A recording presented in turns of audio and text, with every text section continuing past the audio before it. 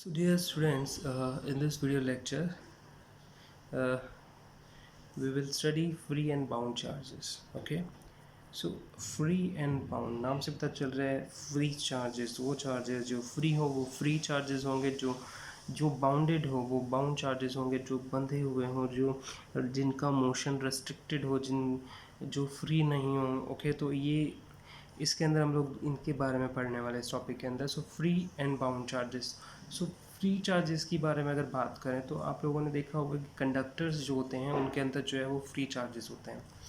तो कंडक्टर के अंदर फ्री चार्ज होता है तो वो चार्ज जो है उसी की वजह से उसके अंदर करंट फ्लो होती है क्योंकि चार्जेस जो है वो बेसिकली क्या करते हैं एनर्जी को कैरी करते हैं सो कैरियर्स हैं वो किसके एनर्जी के सो एनर्जी जो वो एक जगह से दूसरी जगह लेके जाते हैं सपोज उस सर्किट में अपन ने बल्ब लगाया हुआ है तो when the charges flow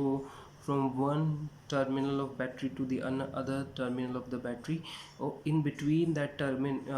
terminals of the battery a wire is connecting with the bulb तो उससे जब वो पास होते हैं बल्ब से तो वो अपनी एनर्जी उस बल्ब को देते हुए आगे जाते हैं ठीक है जैसे हम लोग फिलामेंट बल्ब की बात करें तो बल्ब ऐसा वाला बल्ब जिसमें फिलामेंट होता था तो उसमें जो फिलामेंट होता था उसका रेजिस्टेंस बहुत हाई होता था मेल्टिंग पॉइंट बहुत हाई होता था तो रेजिस्टेंस हाई होने से क्या होगा वहाँ पे वो अपनी इतनी एनर्जी ड्रॉप कर देता था जिसकी वजह से वो फिलामेंट जो है वो हीट हो जाता था और उस वहाँ जो एनर्जी है electrical energy that converted into heat energy and the heat energy is converted into light energy से आपको लाइट मिलती थी या बल्ब ग्लो करता था तो बेसिकली चार्जेस जो है मेटल के अंदर फ्री होते हैं और वो फ्री चार्जेस क्या करते हैं एनर्जी को कैरी करते हैं एक जगह से दूसरी जगह पे ठीक है अब अपन बात करते हैं कि मेटल के अंदर ही ऐसा क्यों होता है तो आप लोगों ने पीरियोडिक टेबल पढ़ी होगी केमिस्ट्री में तो ऐसी जो एलिमेंट्स हैं जो बहुत जल्दी से डोनेट कर देते हैं इलेक्ट्रॉन्स को ठीक है उनको हम लोग मेटल्स बोलते हैं ठीक है तो जो मेटल्स होते हैं उनके आउटर ऑर्बिट में एक या दो इलेक्ट्रॉन्स होते हैं और वो बहुत जल्दी से क्या हो जाते हैं वहाँ से रिमूव हो सकते हैं तो आउटर शेल के अंदर से इलेक्ट्रॉन के जब बहुत ज़्यादा एनर्जी हम लोग उसको दे देंगे तो वो आउटर शेल से जल्दी से उस बाउंडेशन से किससे न्यूक्लियस की जो बाउंडेशन है जो न्यूक्लियस का फोर्स है फोर्स ऑफ अट्रैक्शन है उस पर्टिकुलर इलेक्ट्रॉन के ऊपर वो क्या हो जाएगा वो अगर उसको होल्ड नहीं कर पाए बाहर की एनर्जी बहुत ज़्यादा हो जाए तो उसको वो क्या करेगी वहाँ से बाहर निकाल देगी तो चार्ज क्या हो जाएगा फ्री हो जाएगा ठीक है तो मेटेलिक कंडक्टर्स जो हैं उनके अंदर जो इलेक्ट्रॉन्स होते हैं वो आउटर शेल में जो होते हैं ठीक है वो लूजली बाउंड होते हैं ठीक है लूजली बाउंड होते हैं वो टाइटली बाउंड नहीं होते न्यूक्लियस के थ्रू ठीक है तो इससे क्या होगा कि बाहर से जैसे ही हम लोग इलेक्ट्रिक फील्ड देंगे वो जो इलेक्ट्रॉन है वो तुरंत से वहाँ से डिटेच हो जाएगा उस पर्टिकुलर एटम से ठीक है जैसे आप लोगों को पता ही है स्ट्रक्चर जो है एटम की suppose this is what nucleus इसके अराउंड में जो है आपके ऑर्बिट्स होते हैं ठीक है तो यहाँ पे ये ऑर्बिट है ऐसे यहाँ पे सपोज एक इलेक्ट्रॉन है ठीक है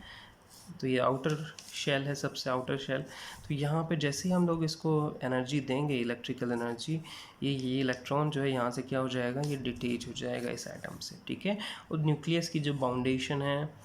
वो इसको रोक नहीं पाएगी तो इस तरह से जो है मेटल्स के अंदर इलेक्ट्रॉन जो है बहुत ही लूजली बाउंड होते हैं न्यूक्लियस के थ्रू तो बहुत जल्दी से वो डिटेच हो जाते हैं ठीक है जिसकी वजह से अपन को मेटल्स के अंदर जो चार्जेस हैं वो क्या होते हैं फ्री होते हैं ठीक है ओके अब अपन बात करते हैं बाउंड चार्जेस की तो इंसुलेटर्स आप लोगों ने सुना इंसुलेटर्स जो हैं वो करंट को फ्लो नहीं करवाते हैं insulators are the bad conductor of electricity क्यों उनको बोला जाता है क्योंकि जो इलेक्ट्रिसिटी है that is what rate of flow of charges flow charge का जो फ्लो होता है उसी को हम लोग करंट बोलते हैं इलेक्ट्रिक करंट बोलते हैं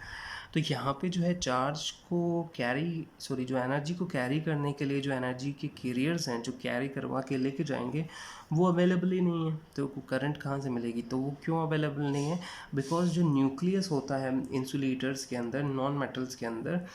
वो जो उसके अंदर जो इलेक्ट्रॉन्स होते हैं उनको इतना टाइटली बाउंडेड रखता है इतना पकड़ के रखता है कि उसको हम लोग ईजीली वहाँ से छुड़वा नहीं सकते ठीक है तो उस केस में क्या होगा सपोज़ ये जो है आपका कोई इंसुलेटर है उसका ये क्या है आउटर शेल है, इसके अंदर जो इलेक्ट्रॉन्स है वो इतने टाइटली बाउंडेड होते हैं न्यूक्लियस के थ्रू, ये इलेक्ट्रॉन को यहाँ से डिटेच करवाना पॉसिबल नहीं होता। तो ऐसे चार्जेस जो कि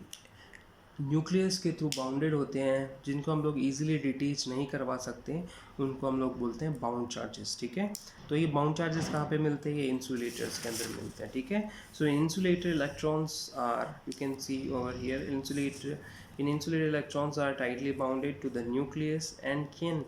cannot be detached from the atom. Okay, that is charge in insulators are bound charge, due to which insulators are poor conductor of electricity. Okay, so one more thing over here, the positive ions which consist of nucleus and electrons of inner shell remain in their fixed position. Okay,